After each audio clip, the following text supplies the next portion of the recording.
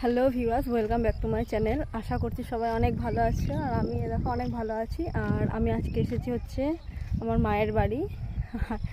এসেই ঘুরতে চলে এসেছি এখানে।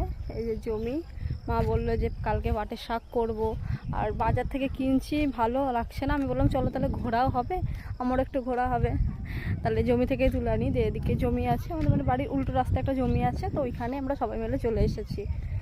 সবাই মিলে শাক ঠাক সবাই তুলবো, তুলে রান্না বান্না। ওই দেখো আমার শাক তুলতে চলে যাচ্ছে।